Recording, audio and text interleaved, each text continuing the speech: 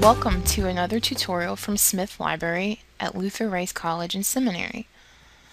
Have you ever been confused about Bible commentaries and which one you should use? Here's a presentation to explain the difference between the major types of Bible commentaries and when to use them. Why do we use Bible commentaries? Well, they help us to better understand the meaning of a biblical passage by giving us insight into the text, including its original language and historical background. There are three major types of commentaries. There's the devotional, there's the pastoral homiletical, and then there's the critical, exegetical, or technical commentaries. The three different types of commentaries focus on different contexts. The devotional commentaries focus on our modern context. They do not usually address the questions, issues, and problems in a passage. They are written in easy-to-understand language and focus more on personal application and edification. Some examples include Warren Wiersbe's Bible Exposition Commentary, J. Vernon McGee's Through the Bible, and Matthew Henry's commentary. The homiletical or pastoral commentaries bridge the gap between the other two types of commentaries, the more simple devotional and the more complex exegetical. These are semi-technical without a great deal of technical discussion. They contain preaching themes and devotional insights, as well as illustrations and applications to help pastors. Some examples include the NIV Application Commentary, the Holman Commentary Series, the Expositor's Bible Commentary, and the MacArthur Commentary Series. Finally, the critical, exegetical, or technical commentaries. First, please do not be intimidated by the word critical. Critical in this case does not mean calling attention to errors within a biblical text or criticizing it. Critical in this context means analytical and suggests the commentary is concerned with a serious analysis of the text.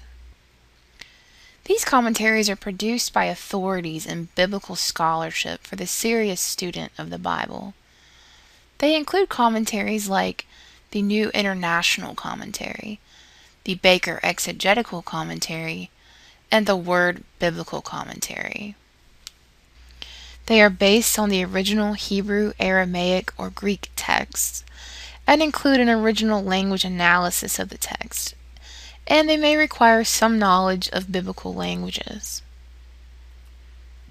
These provide an in-depth verse-by-verse or a section-by-section examination of the text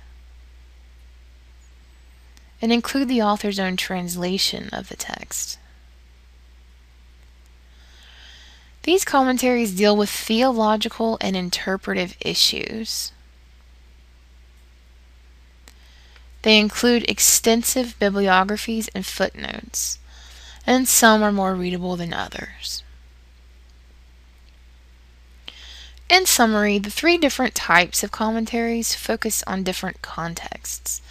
The critical, exegetical, or technical focus on the context of the original audience to whom the book was originally written and the original language of the text. The devotional commentaries focus on our modern context and personal application, and the homiletical or pastoral commentaries bridge the gap between the other two types and are written for a pastoral audience. So, when do we use each type? Devotional commentaries are good for use in personal Bible study and are not particularly appropriate for public preaching or teaching. These should never be used in academic writing.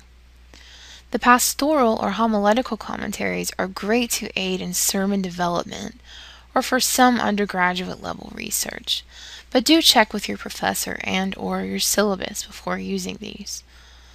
Finally, the exegetical or critical commentaries are the most appropriate for analysis of exegetical and historical issues within a text.